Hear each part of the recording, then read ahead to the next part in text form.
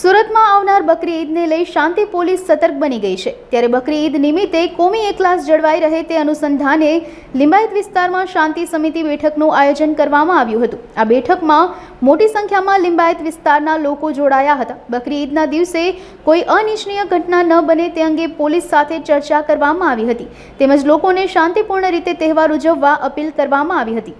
આવતા 17 જૂનમાં બકરી ઈદના તહેવાર ઉજવવામાં આવનાર છે।